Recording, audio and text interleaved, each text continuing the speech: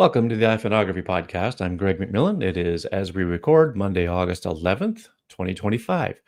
And this episode is going to be a little different because we're going to talk about some digital art. Um, I don't know that much about it, so I'm going to really rely heavily on the guys to help me out. And speaking of the guys, here they are. There's Dave and Dwight. Hey, guys.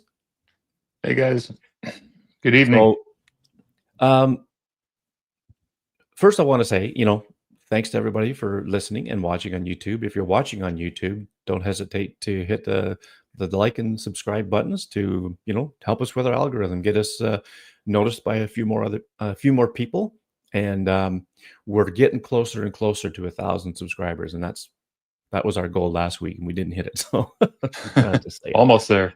Yeah, Hit that button. hit that button. Yeah. So when you think of iPhone photography, um, people often think of taking photos, but what about digital art? This was an idea that we came up with, and like I said, I don't know that much about this, so I'm going to be more of a student than anything. I think between the three of us, and actually, Dwight and I were kind of chatting today, and he's going to actually take the lead on this. And Dave, you obviously chime in where and when you can, because when I chime in, it's likely going to be probably more like a question than a statement. So, Dwight, uh, the question was, is what about making art on the iPhone? When people think of iPhone photography or iPhoneography, they think of taking photos, but you know, art has its place as well, like digital art. Yeah. Good evening, everyone, and Greg, thanks for the opportunity here. When I studied iPhone photography for the first time, I had an opportunity to get into a little bit of iPhone art as well, and I just became intrigued with it. And I never thought you can do something like that on a small device that is fitting in your pocket. Well, the truth is you can. I've since moved off onto an iPad, but for this show, I did a couple demos and just kind of brought me back to the beginning. And it is very much so a possibility for you to create art on your iPhone. And and I think we're going to talk a little bit about that today, just using our phone. We'll discuss some tools and techniques and some real world examples. And we're curious as a group here as to whether you've ever made art on your iPhone. We'd love to see that work on our podcast website. Yeah, please chime in and show us and tell us about it. One of the nice things about iPhone art and a magazine called Mobileiography is that Mobileiography they produce a magazine, and they're very active in the mobile photography and art community. And once a year, we have the opportunity to submit our work to them. And once a year, we have all the winners and the runners up for different categories of photography and art. And Greg, I think you've had possibly a couple featured in that. I've had two specific ones, runners up, not winners, but in the abstract category. I don't know if we want to show an example of that right now, Greg, just to give you kind of an idea what I did Yep. create on my phone. Yeah. So there's one of your runner-ups. I was never, I never got any accolades from the contest itself. I have had some stuff featured in the magazine that Andy Butler publishes, Mobileiography magazine, and uh, actually some of the ones that were in the latest issue were like macros of insects and that. So if you don't get the magazine, you should. It's not that expensive. It's really, really good. He does a great job with it. I want to get him on the show one of these days, but yeah. So I've never been featured in the competition, but this is one of your images here, Dwight. We have two of them to just kind of briefly take a look at because you know that I don't know why they didn't place, because this is really cool. Yeah, I Um, appreciate it. No, this is this is a runner-up, and this is essentially a slow shutter photography here, where I just kind of caught this gal moving, and it made an interesting shape. And I put her uh, in this situation here, and I just created a bunch of textures around her, and then played with the colors, and that's how this came out. And I think Greg, I think we were talking about this a little bit early.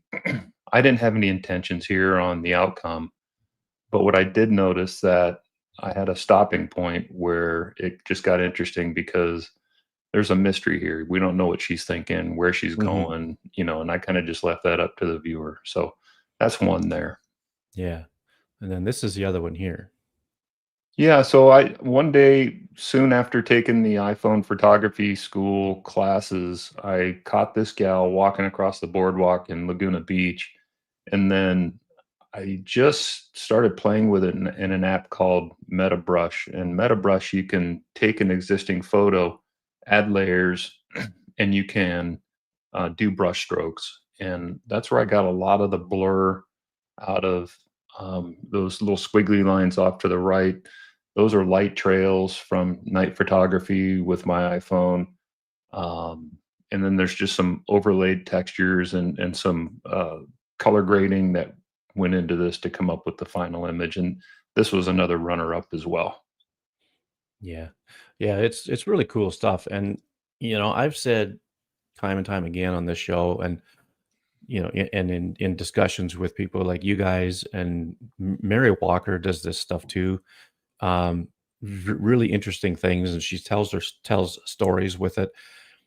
I wanna be able to do this stuff sometime, and I just never think, like, the photographer in me is so stuck on taking pictures, but, I wanna be able to try this stuff, and I'm going to try this stuff, and I'm gonna try it tonight. If I have to stay up till 3 in the morning, I'm gonna try to put something together to show you guys tomorrow, and then if I think it's worthy of showing the world, I'll put it in the Facebook group, but, um, it's to me, it's a pretty cool concept to do this kinda thing, and so that kinda segues into our first segment here, which is why create art on your phone. And now, Dwight, I know you're gonna take the lead on basically this episode, but Dave, I'd like to hear from you about, Yeah, you exactly. do some pretty cool things on your phone with this stuff. So, and, we're gonna see a couple of things from you tonight too. Um, what makes you wanna do this kinda thing? Sure. Lots of times it's a matter of trying to show the feeling I got when I first saw an image before I took the photo. There's one example tonight of a tree that basically I saw while driving, and the tree, it was a dead tree, but it really struck out to me. But when I took the photo, it didn't give the feeling that I had when I first saw the tree. That when you see if you're in a relatively green, lush area and you see this one kind of dead tree in the middle, you really want to push above and beyond what the camera shows you. Mhm. And great, when you're saying about you think in terms of the photo, not necessarily more abstract. And I Yeah. think that's one thing where a lot of people don't realize when it comes to iPhone photography is a lot of people who aren't familiar with it have a particular type of image in mind. It's more of either a snapshot, or it deals with, there's a look for mobile phone photography, and a lot of times it's over crisp. There's not a lot of layering, but not necessarily it's a bad image, but there is a particular look to it. But having these variety, and a lot of people don't realize the variety of what you can do with an iPhone. And honestly, other times it's the feeling, and other times, the one photo I have as an example, literally it was at night, and I took a photo, and I'm like, okay, let's see what I can do with it. It's literally just exploration Mhm. and seeing what can come out of it. Yeah. And Oh, go ahead. I'm sorry. what was it? Well, I say a lot of times you can tell that I started with a photo, where Dwight, yours sometimes, and I mean this in the best way, it's hard to tell where the photo was to start with. It looks like a painting. You know, it doesn't look like you started with a photo and did editing with with digital brushes and other things and ended up with what you ended up with. It literally looks like you started with a canvas Yeah. and painted Yeah, that either physically painted or digitally painted on it.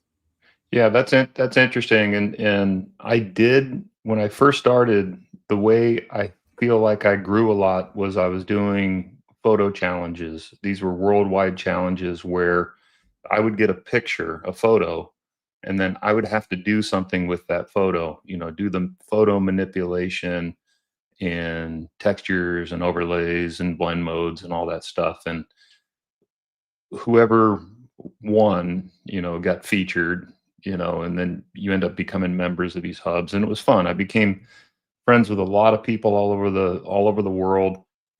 And then AI hit. So you can take now that photo that you're given, put it into an AI prompt and say, put this house, if it's a house, in a forest with spooky trees and a moon behind it. And that's what people started submitting for their competitions. I said, timeout. That's not the route that I want to take. So I'm doing more from scratch artwork now. And I'll have an example of that tonight where I'm doing the sketches, I'm doing the color overlays, I'm doing everything. I'm not using a photo. I might use a photo for an overlay or a texture, but that's the direction I'm heading in. Brush strokes, sketching, and just kind of doing everything out of my mind and not from somebody else's. And I think one of the nice things about creating art on your iPhone is it's portable, it's accessible. You have your phone with you all the time. You can draw anytime. It and Dave was getting a little bit into the mental piece of it. It is a health break. I mean, you can just kind of distract yourself if you got a few minutes per day. You can it's almost meditative. You don't need expensive tablets or styluses. I do use a Targus stylus. Let's see if I have one here that looks like this. So on my iPhone, it's got a rubber tip on it, and I use that on my screen, and it's a lot nicer and more comfortable, really, for use on my iPhone. I'm not leaving fingerprints and all of that stuff. But you can it integrates with your files and photos. And, you can sketch, you can do concept art, you can do photo illustration, you could do compositing, which is basically putting layers and layers of objects on top of each other, textures, and working with blend modes, graphic design. And it's just the potential is just unlimited. And this journey for me has been going for probably about 6 or 7 years now, and I feel like I'm only scratching the surface. And it's amazing how time flies because just a quick little tangent here. Does anybody realize, Dave, do you realize that Dwight will be with us on the show for a year next month already? I can't believe it. Yeah. Like time It, flies. it does. It does. Yeah. And it's one of those things, unless you hook something to a particular event, to say, oh, this happened at this time. If you just try to put it as a abstract to time, it's hard to remember. It really Yeah. is. And when you think okay, so maybe this is my creativity coming out of me. I hope this is what it is. But when you think of time, a piece of digital art like this can take you back to a different time. I guess depending on what you put into the image, right? Um, I've seen people put people who have maybe they have a picture of someone who is wearing clothes from a different era, like the colonial days or something like that, and then they make a digital art piece surrounding that theme, and it just puts you in a different time. um but that's just my brain working right now. But so Dwight, what do we have next here? Yeah, so I will say that every time I've done something in digital art, I've never had an end goal. So everything I've ever done is a happy mistake. So I'll play with things and then all of a sudden I'll go, oh, that looks pretty good. And what took me a long time to be able to do was stop right there instead of just overdoing it. So I think I'm at that point now. But when you're doing this, you may have questions about, what are the best apps to use. I've got a couple drawing and painting apps that I really like, and then I'd like Dave maybe to talk about some of the editing tools that he uses. But Procreate Pocket is a very nice little app where you can select different brushes and you can actually do your paint strokes. You can do multiple layers. You can import photos to work with for textures. Um, bunch of different brushes that you can import and buy it, from different people. Meta brush, I mentioned that earlier. You can take a photo and you can essentially smear it or different effects to it by using brush strokes. iColorama, you'll see this in one of my, you probably see it in both of my videos today, but I use that really for color grading and effects. Excuse me. And then Adobe Fresco, I'm not 100% familiar with it, but it's got brushes and vectors and raster capabilities as well.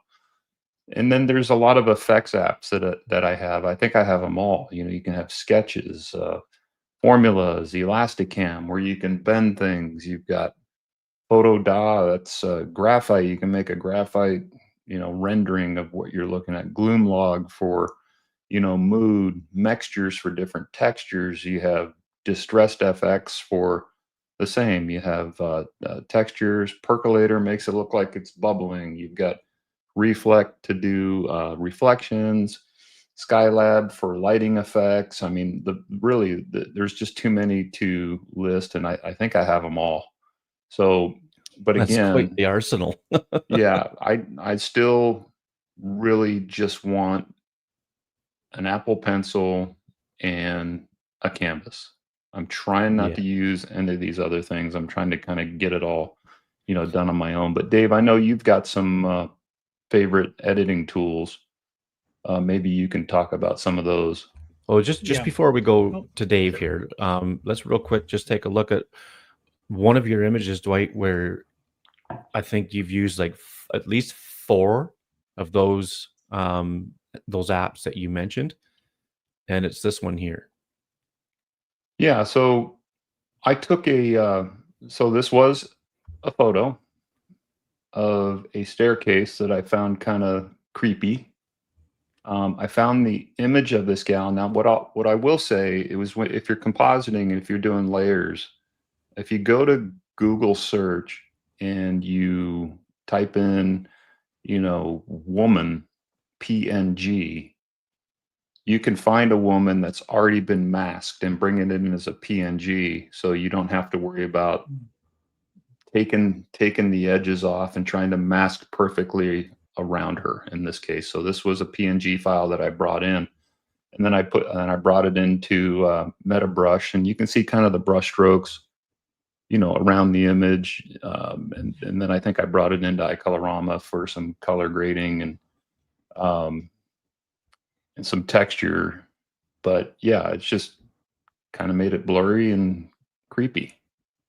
Yeah, yeah, it's really cool. And when I look at the images that you guys do like this, I mean that makes me want to dive into this stuff. So I think after tonight, it's really gonna hit me hard and make me want to do something, because I know I've got some of these apps, probably not on my phone, but I know I've had them, so I can go into my app purchases or whatever, and I can go get them again.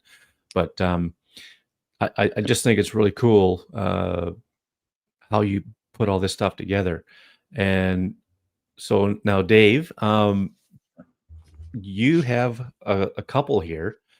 The first one has um, a watermark on it that says pick collage. So that's one thing that you've done with this. But Right. what else have you used to make this, if anything? And Sure. I'm going to take a guess. It probably going to be way off, but it looks to me like it could be trees of some sort. Well, But actually, if that's you the go, thing about when you do these, you're so mysterious of what they are, and I'm usually way off. well, I'll let you know. These are 2 edits of the same image, vertically stacked No on each way. other. That's where the pick collage came from. So Oh. basically, I did 2 edits and I just kind of stacked them on top of each other Mhm. because they turned out different enough that you really couldn't tell that it wasn't just the same image top and bottom. So it's So definitely abstract for sure. That most that would be the definitely, yeah, category that for this, yeah. yeah. It's been cropped from the original image. It was cropped, rotated, because I saw a pattern in a shot, and I just wanted to see what I could do with that pattern. So I threw it into Visionist, and that's because Visionist will take those little differences, a lot of times, especially in very dark photos, and just explode them out in color. And it'll find patterns where sometimes it's the noise of the photo you get the pattern from. And so I did them both in there with different types of edits, with different presets they have and the different edits you can do on it. And then from there, I put in the photo mater to brighten some of the colors, to especially on top, to give it kind of a not necessarily a chrome look, but almost like a plastic shine to it. And the one new app I'm trying is PhotoPick, which is both a camera and editing app, and they have a couple of overlays where it looks, you can either do like an overlay of what they call dust, or in this case, this is a plastic overlay, where if it's at 100%, it kind of overwhelms, but if you pull it back, it looks like you're looking at it through a sheet of plastic. Mhm. So it was just a matter of trying one edit, seeing how it turned out, kind of liking it, and then starting from the same photo again, doing another edit. And it's like, kind of like how both of these turned out. I like the color differences. They're both a little different. The bottom one almost looks like, to me, you can almost see it as like a river scene, or where you almost have, because of the vertical, the waves there in the red area on the bottom, kind of look a little mountainish in my mind. But of course, when you get abstract, it's on whatever you look at. Now, if you Yeah. pull up the photo of the window, Actually, I didn't have that one here. oh, okay, Because when you gave us that one, you said art, yeah, and I thought, okay, are you asking me should I put it in? oh, okay, But okay, sorry we about can that. basically describe it that it's just a shot It's a from window at inside night. the house, looking out the Yeah. window, and you can see, the curtains and the windowsill, Mhm. and that's the gist of it, right? Yeah, exactly. So, but I did notice that a little bit of light was coming through the curtains, and that was getting the pattern. So what I did is I cropped it just on the curtain part, and if you boost up the light and dark of it, you can almost see a little bit of the color pattern of the light coming through the curtain a little bit, and then I rotated it around. And all those little patterns and different abstract looks to it are just the pattern of the light coming through the curtain there. And as like I said, it was dead night, so you could see the sky going out, but there's very little color in it. But when you put it into different things, like I said, Visionist I like. A lot of times use Becasso, Becasso, to make it more like a painting. But when I want to go kind of weird with the patterns, Visionist kind of, it pulls up just a little. Like I said, a lot of times it's noise, a lot of times it's little patterns, and it'll boost it up and push it out. And you can get some really interesting kind of abstract ideas from that. And honestly, for that one, I just saw it was late, and I said, oh, that's kind of interesting the way the light is, and the light kind of made like an A-frame, if you will, with the shadows. And I said, that kind of looks interesting. I'll take a photo and see what I can do with it later. Yeah, And I'll put that in the podcast app, so Okay. people, when you're listening to the audio, you will have seen it by now. But I'll put it in the show notes, so it'll be in the show notes as well for when the podcast goes live, so people will be able to see what we're talking about here. But Sure. Thank you. Sorry, I didn't realize that. I thought you were asking, is this art? And okay. But anyway, no, that was my fault. But I'll also say, a lot of times if you do something like that, a lot of times I'll start with the photo and I'll edit it and I'll spend some time with it and try to, let's see if I do this, let me throw it in this app, let me throw it in that app, I'll throw it in another app. And a lot of times they're like, it didn't really turn out to be anything. And then I just delete it. But I don't consider it a failure. I consider it to be experimentation, and it's kind of therapy or calming. A lot of people, you hear people use adult coloring books, or if you have an app you play that's kind of a mindless game. It's just something as a stress release to clear the mind.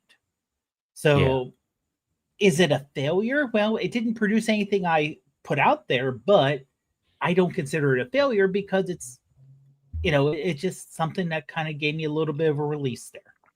Well, you failed if you didn't try, right? Exactly. Exactly. Yeah, that's true. I'm a big failure because I haven't tried. We can fix that, Greg. We'll do a screen share, and I'll let you riff while we're on there, and I'll make some suggestions. Yeah, that sounds good. So so there's all kinds of different apps, right? For graphic design, there's Canva, BazArt, which I made a deal with the developer to pay a one-time fee. I'm not using these Vectornator that much. It's really gone kind of AI focused for me, and Pixel and Motion Leap. You can do some fun stuff with your videos. Again, it's AI. PhotoFox, PhotoLeap, all from the same developer. You can make photo collages, and they also offer AI workflows as well. Now, Superimpose X for me is always going to be my starting place for composition, masking, and effects, unless I'm starting from scratch, as I mentioned earlier on Procreate. So, Greg, should we get into some tools and techniques? You guys have any other comments before we go there? Well, speaking of Procreate, let's look at this one, because I believe that's what you said you did with this one, is you did it with Procreate. Yeah.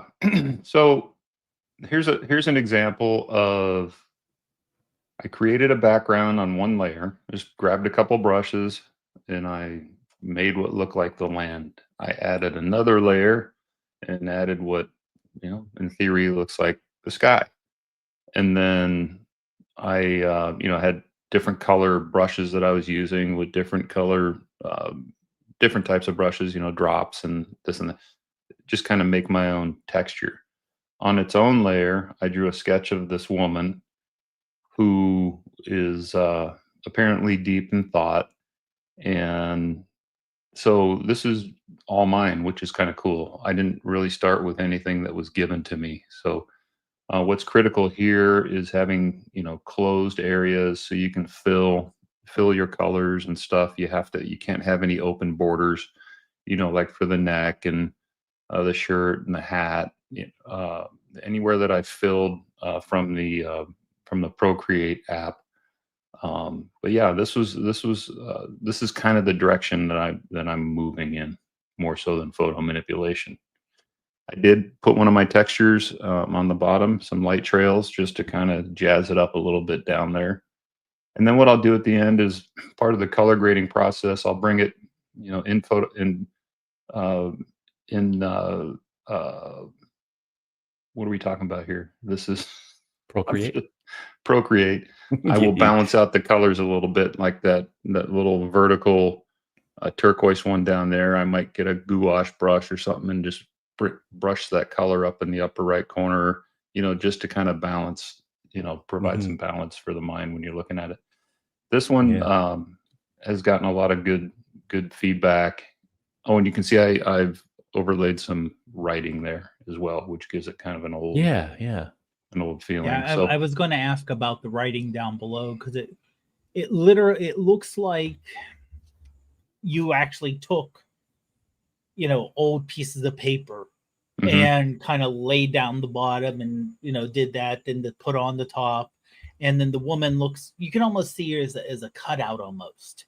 Yeah. Where you physically would have those layers different. Yeah. So I think we can talk about this now, but everything you look at is a texture. When I first started doing this, every wall, every brick pattern, everything that I could imagine, I would take pictures of, and I would store it in my texture files. And then it's just a matter of picking them out and seeing what works on your image and what doesn't work, and trying different blend modes.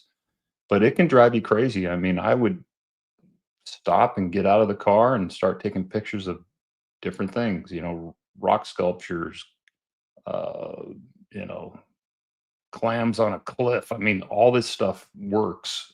Tide pools, really anything you can look at can be a texture. So Well, I've got a pretty extensive library of those. It makes you see things more, right? When you're out and about, there's that Canadian in me, out and about. When I thought I'd say it before somebody like Shane typed it in the chat, but yeah, you start to see more different things when you're out, doing the photography even, and you think to yourself, yeah, I could, this is something I could use in a piece of digital art or something. Speaking of the chat, we got Roger in here, and he says that he's been using Picasso for quite some time now, and he's really liking it. And he added that his wife, who paints and sketches and sells her work, is amazed at what it can do.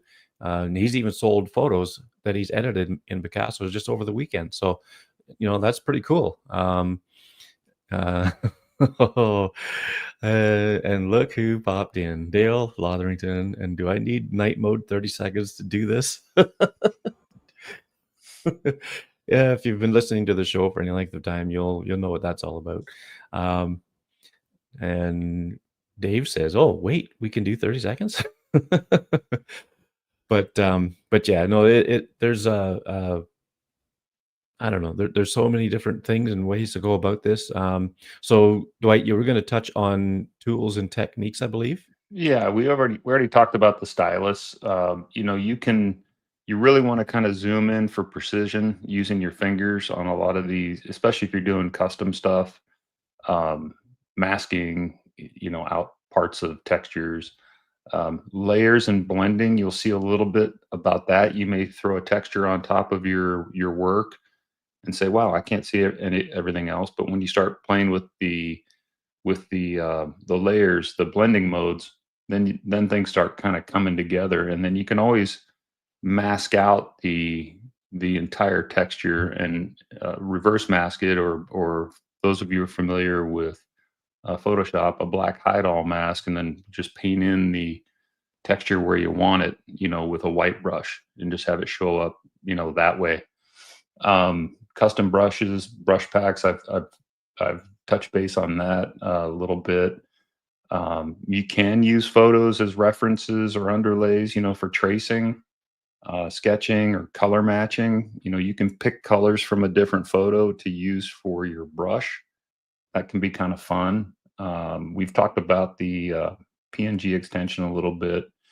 And one of the things I always made sure I did, if I'm taking media from the internet, a PNG file, and I'm submitting it for a competition, and I still use it as a best practice if I ever take anything from the internet.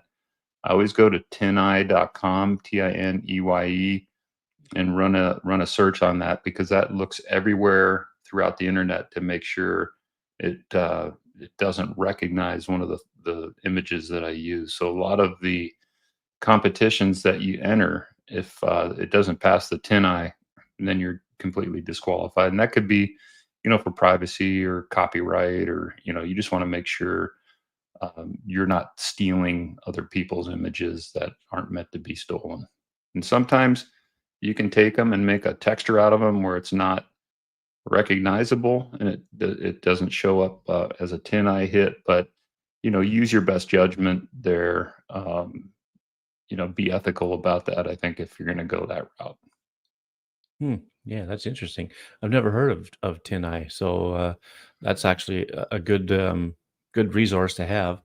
And and any links that we talk about, and I'm going to try to list all the apps that we talk about and put them in the show notes. So the show notes could be fairly lengthy. But yeah, that's a really good point though, about when you're doing this stuff and you're using images like especially that you get from the internet, through a Google search or whatever. It's good to cover your butt, when it comes to this stuff, because you could put a lot of time and effort into these things, and just to have it disqualified from a competition would be so disheartening. Well, and And and then you can, the actual person that owns the image doesn't want to see it in other places too, and then you have that hassle, yeah. and you don't want any of that. But I think once you have your kind of your tools and stuff and everything, put together, and techniques, what are some ideas that you can do? And I think we've listed a few here, Greg. I mean, digital self-portrait. Take a picture of yourself and see what you can do with that. Photo manipulation. Take a landscape photo, put painterly effects on it. Same thing with your pet. Turn a photo into a graphic novel panel or abstract pattern art for use as wallpapers or prints. Good example was Dave's, what he showed us earlier. You might want to do a daily challenge. Pick a color or pick a brush. Do something with that daily. And then I touched, a little bit on, every surface is a texture. It can get overwhelming if you're really, when you really start getting into it.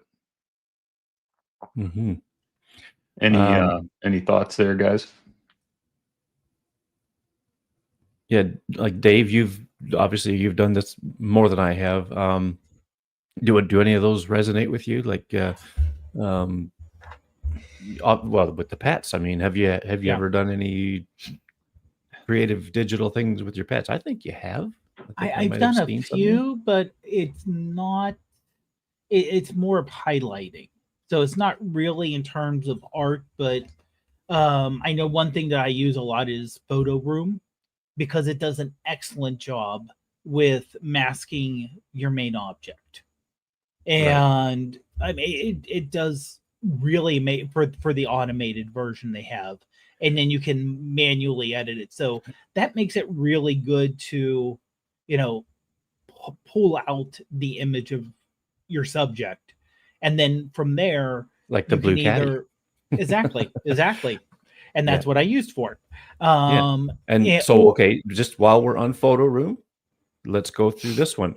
Okay. This is that tree that you mentioned earlier. Yeah. And so this is the original image. Mm-hmm.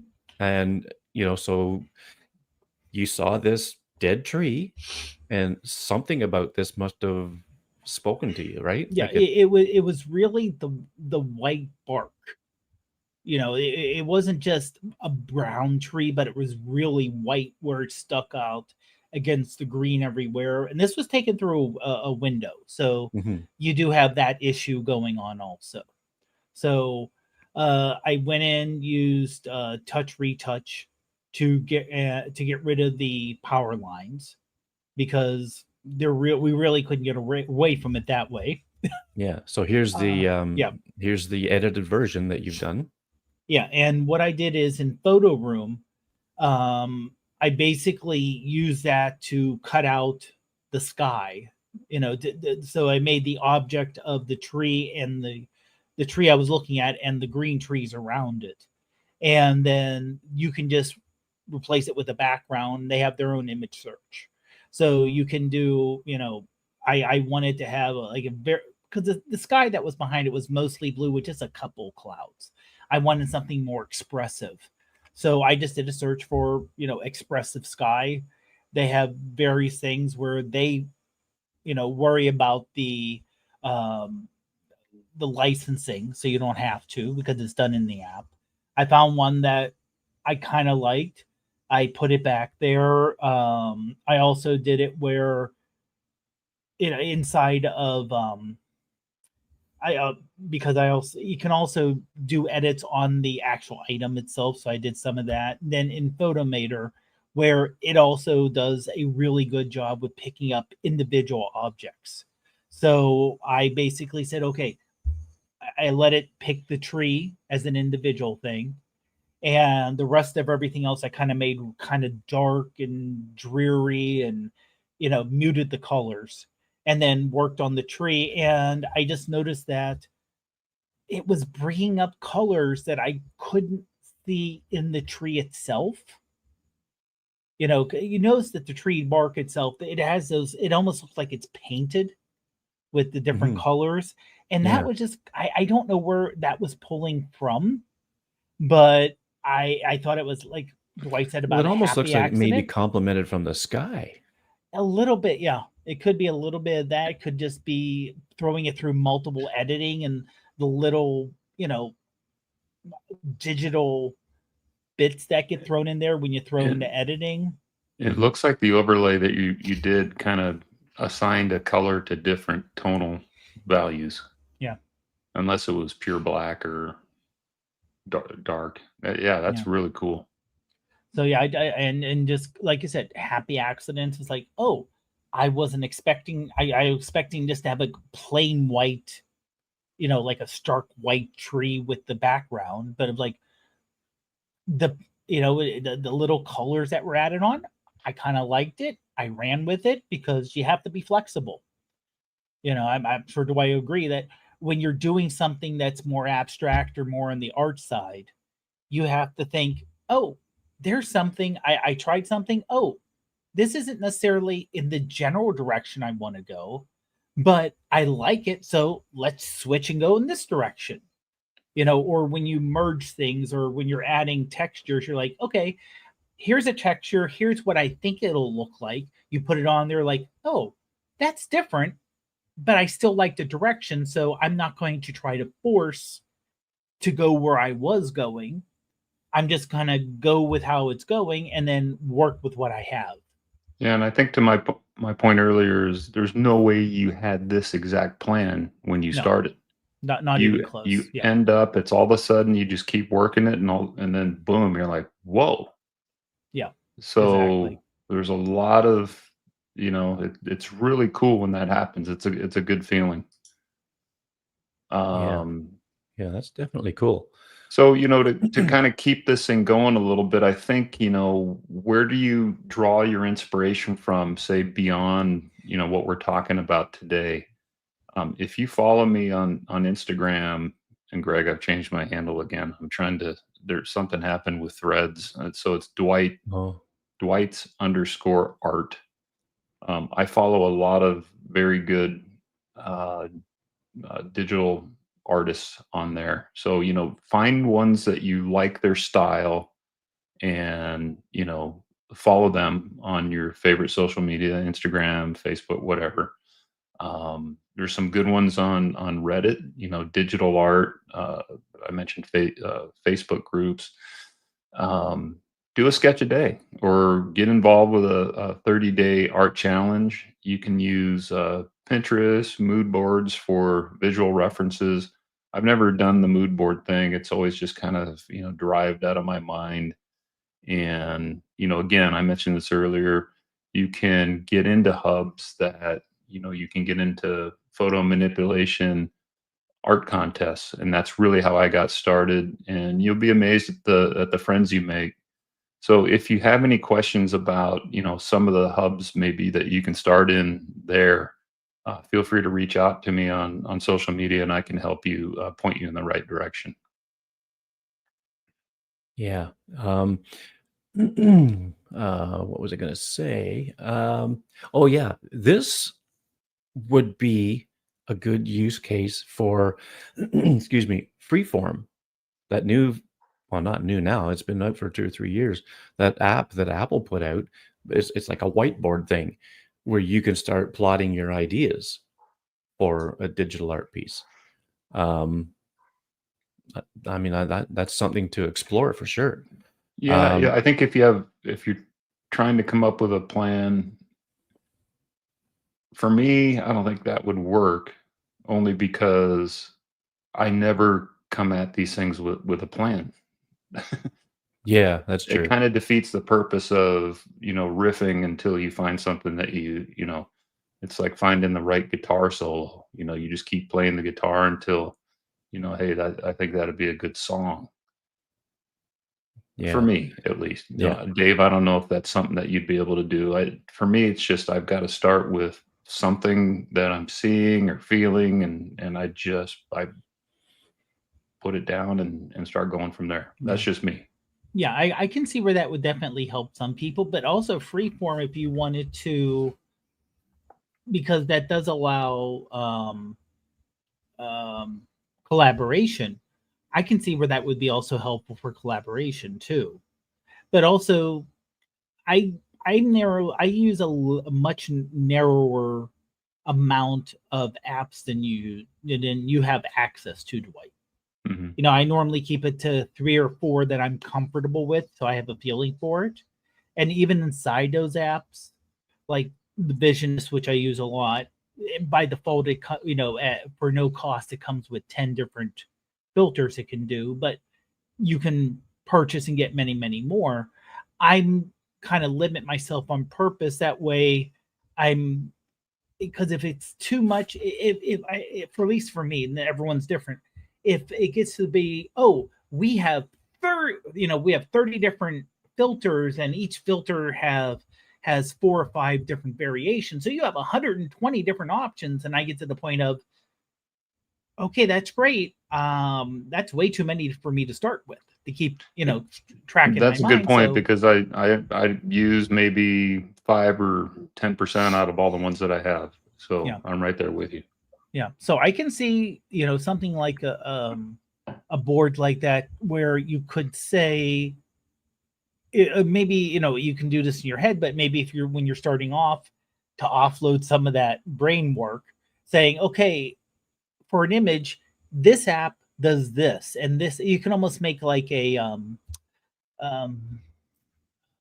a workflow inside of it, saying, okay, original image here, and if I want to do this with it, here are the apps that are really good. And if I want to do this with it, here are the apps that are really good. But in terms of what path you're taking, that would be different. Like if I take a picture and I want it to look like a painting, because I do not have any drawing ability, I'll throw it in Picasso. And then after in Picasso, I may use a couple different apps to change the look and do some edits, maybe even Camera Plus. Use their filters because I do like their filters, not necessarily for taking the photos, for editing them. So, but after using it for a while, I have a good feeling of, here's where I'm starting and here's where I'm going to go. Yeah. But especially if you're starting off, at least for me, it would be, okay, this app does this app does this app does this. And if you get that flow kind of there, that would be great too. Now, also, when I'm doing a lot of these edits, I'm not really setting time aside to do it. It isn't like, oh, this is I'll take tonight from around 9 to 10 and I'll do my edits at that time. It's a lot of times it's really late at night when you're saying, Greg, around 3 a.m. It's, for whatever reason, let's say I happen to get up at 1 a.m. and I'm having trouble going back to sleep. I'll start to edit a photo just as a way, and sometimes I'll fall asleep in the middle, or just a way to kind of clear my mind. Because also, when you do middle of the night and you do it to clear your mind, you don't know where things are going to go. So that's where a lot of times you can get the most creative, when you don't know what you're going to do. Right. Yeah. Yeah. Yeah. Yeah. So, Well, go ahead, well, Greg. I was gonna say, when it comes to inspiration, okay, so I want to say right now too that for the YouTube audience, there will be a couple of demo videos that Dwight put together. They're no more than about 3 minutes long each, and they're going to be played at the end. So the audio audience listening to the podcast on your podcast player, there will be links in the show notes to these videos right at the top of the show notes. They will link to that segment of the YouTube video, so you'll be able to get to them real quick and see what Dwight's showing and talking about. And Dave has one, but what we're going to do is we're going to release it as a YouTube short later in the week. I'm thinking maybe on Friday, and because it's a little longer, but it's interesting. And you can see and hear Dave work through his edit. It's a pretty cool one. So, but before we get to those, again, talking about inspiration, this is another one of Dwight's, and I thought this was really cool. And when Dwight and I were having a little chat this afternoon about this episode, I talked about storytelling and things like that, and how I'm not a good storyteller when it comes to even my photography, for that matter. I've been wanting to get better at this ever since I've read a book by Jack Hollingsworth called The Joy of iPhoneography. And um, I I'm still not there. So I mean, it just goes to prove that you're always learning, right? And it is pouring rain outside. Wow, I can hear it. So hopefully nobody else can hear that.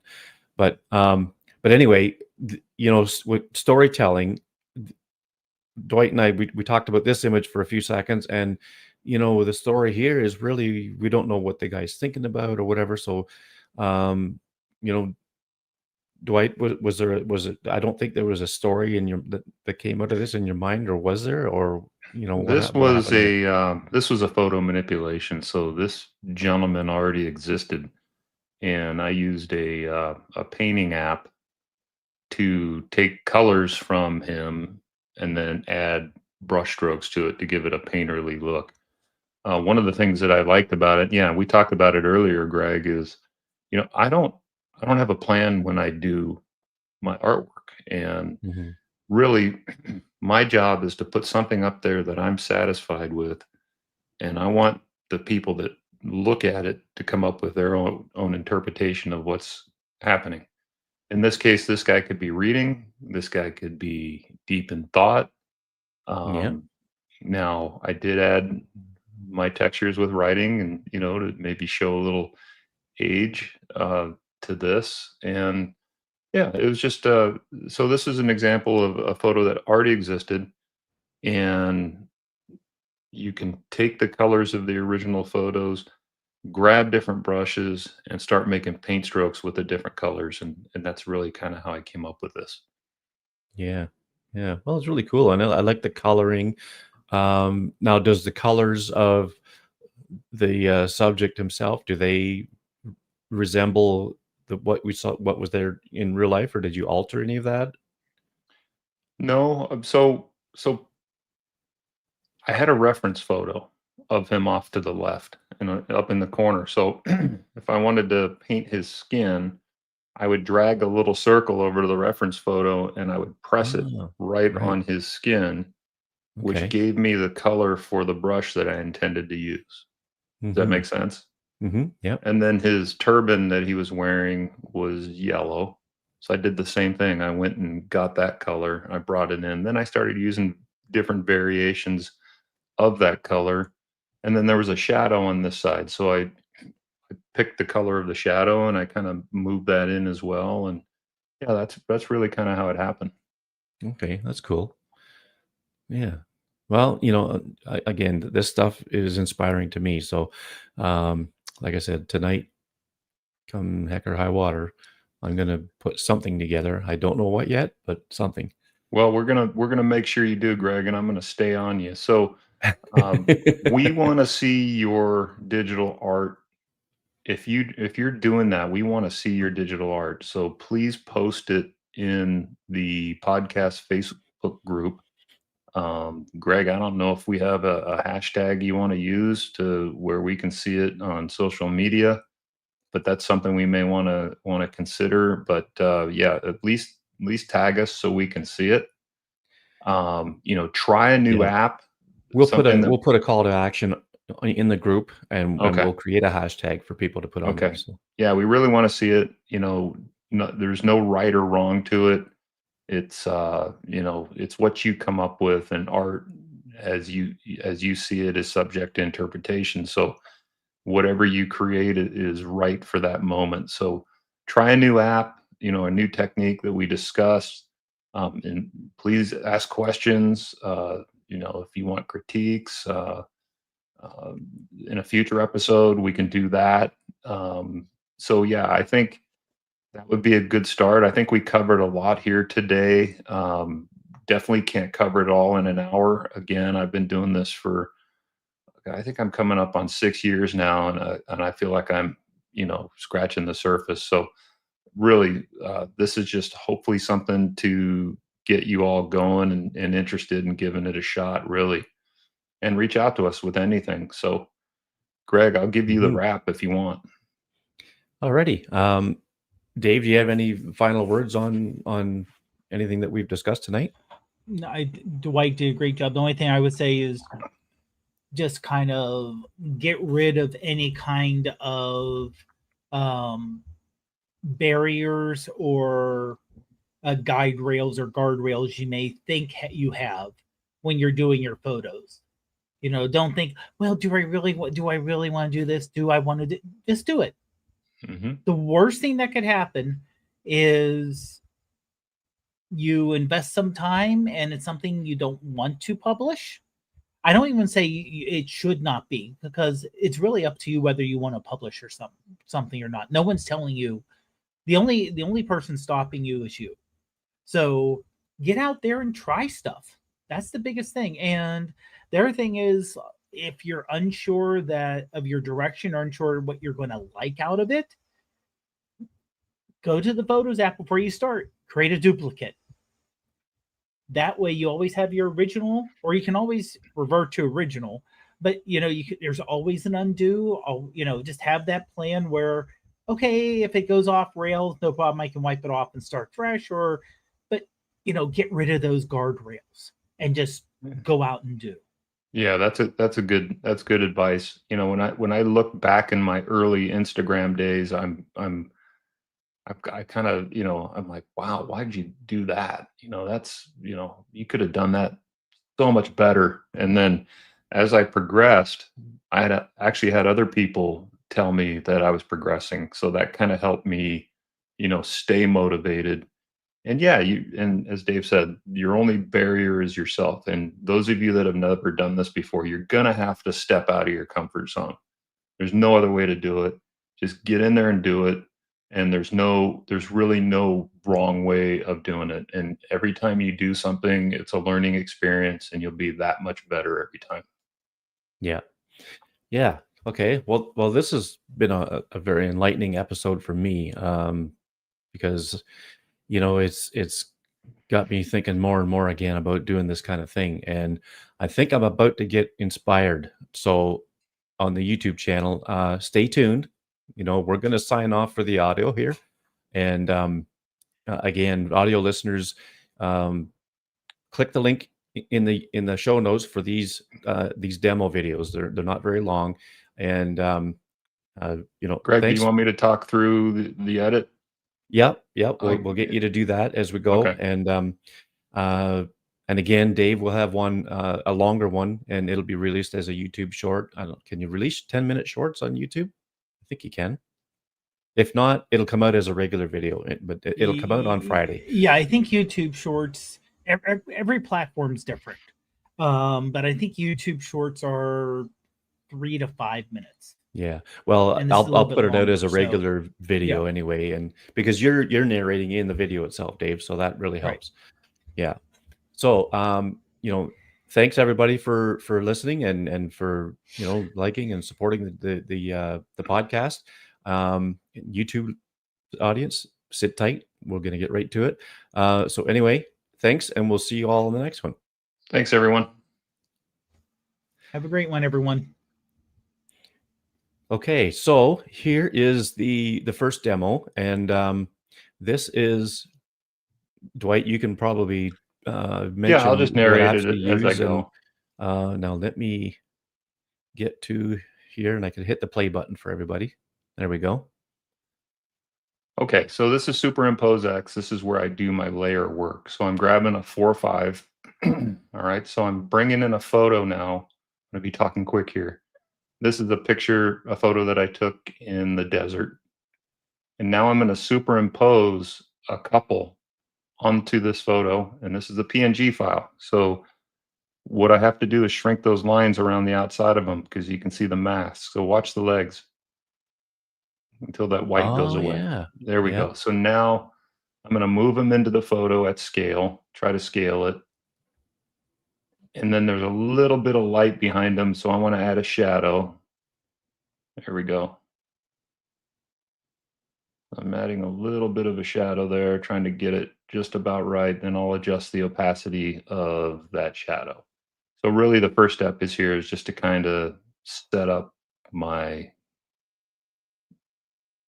process. So now what do I do with this? Now, how can I make this look interesting? So I got to make sure the exposure is right on these people, you know, for the scene. So that's what I'm doing here. Okay, so I'm going to save that photo off, and then I'm going to go into alien sky. So I want to put a light into the light. So I'm going to pick this distant sun, and I'm going to put it into the lantern there. You can see Is that lens distortions? No, it's alien sky. Alien sky. Okay, because Yeah, I think so- lens distortions has that stuff. Some of Yeah, that lens stuff in it, distortions maybe. does that as well, and then I can play Yeah. with the scale. Same until company, I think. until I get it just right. I'm going to save that, and I'm going into iColorama now. I want to build up some color contrast. So I'll do, I want some color contrast here so you can see it. And I want to kind of get it to the right level where I think where it would look cool. And then I think here I bring up the saturation just a little bit. So you can see I'm just kind of getting my work here ready for the next step. Okay, I save that off. So this is just real simple. So this is distressed FX, and I'm just going to put a texture over it. Just find one that looks kind of cool. So I kind of like that one.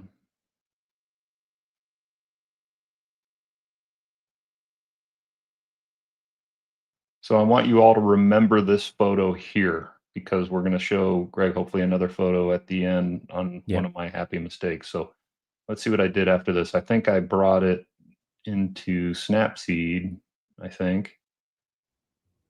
Yep, to add a vignette. Snapseed's gotten pretty cool. They've done some nice updates to it. So I'm just going to add a little bit of a vignette, which darkens the corners and brings the focus into the subjects there.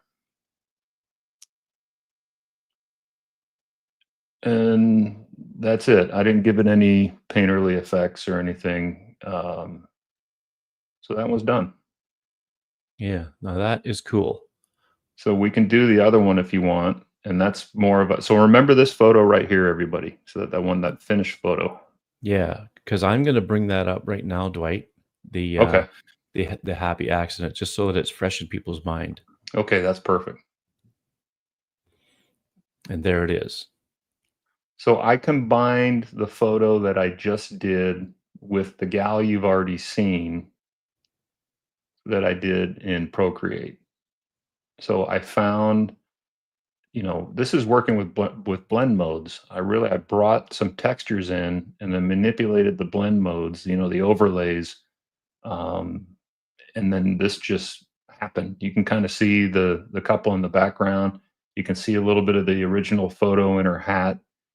I didn't plan this. This just happened. I was just messing around with things. So anyway, that's an example of a happy accident. And Greg, I think you're going to show a video of me actually in the process of creating a happy accident. Yeah. Just got to get it here. And I hope I remember the process here. Okay. Okay, here it is. Now I can share it. Hang on.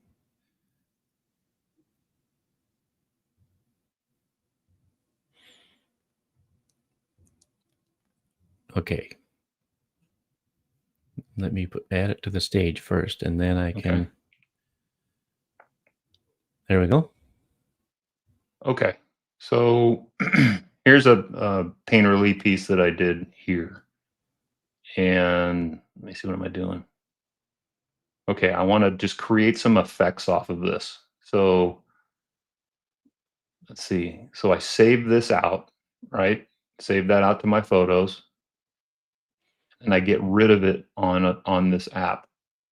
So that's saved to my photo roll, and I'm going to go over to glass. I'm going to make a glass kind of a texture out of it, and I'm going to save that off to my photo roll as well. And this is What in app? What app iColorama. is this again, Dwight? This is iColorama. Okay. And let's see if I do another one. Let's see.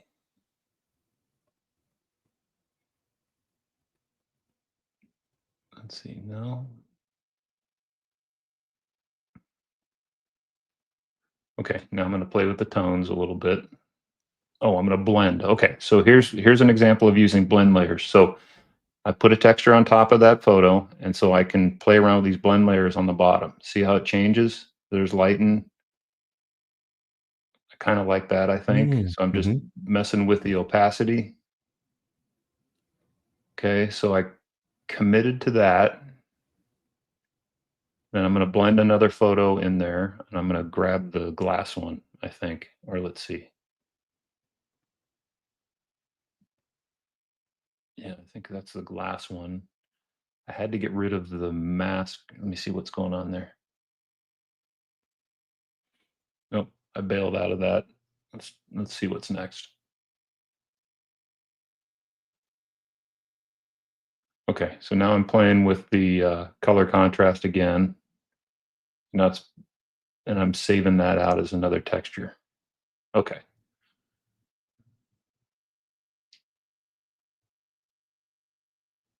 Okay, now I'm going to blend that back on top, and I'm going to play with my overlays again. I'm zoomed in a little bit. I'm going to go to the overlays. Oh, okay, I'm reversing the mask, so I took it away. So now I'm going to start painting it in where I want it. See that? Ah, yeah, okay. Okay, so I'm painting it in kind of where I want it. I didn't want it on the whole photo. She's kind of offset because I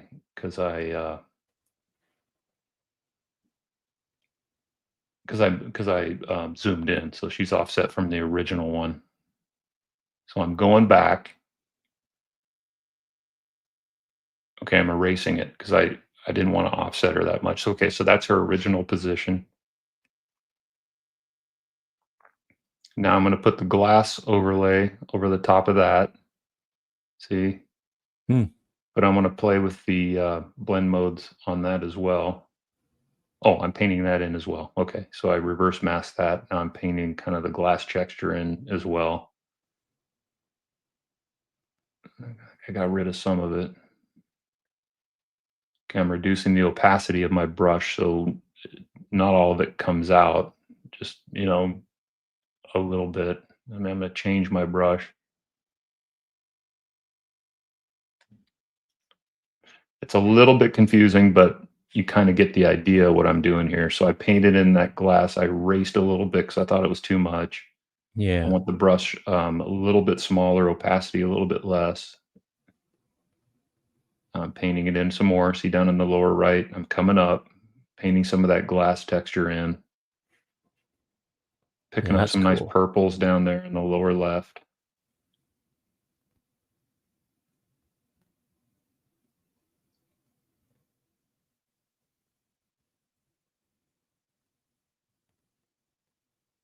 And see, this is a lot of just riffing, just trying to figure out, you know, what looks good. So now I'm going to put a border around it.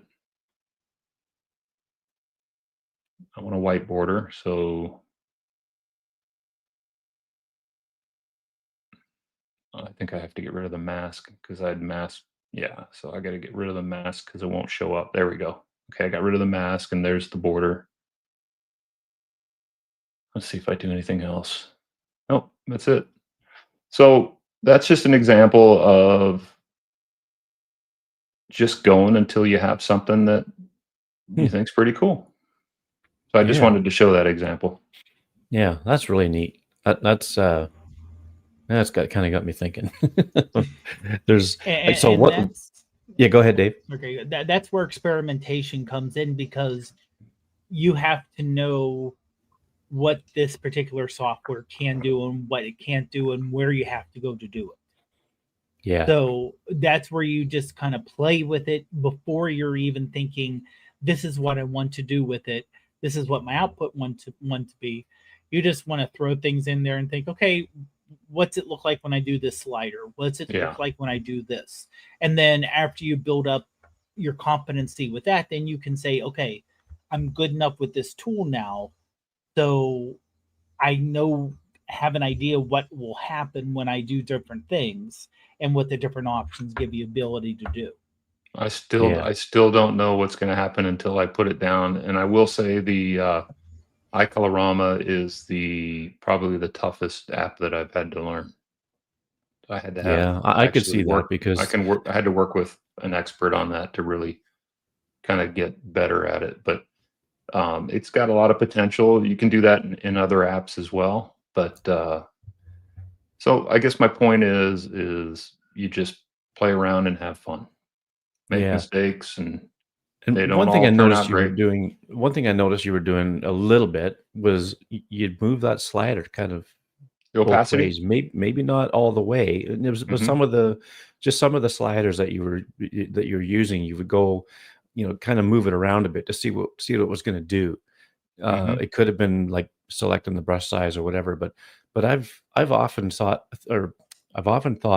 that that's a really good way to learn how to even the Photos app. I mean, as far as editing a photo in the Photos app, play with these sliders, go from one end to the other just to see what they do, and then find your sweet spot.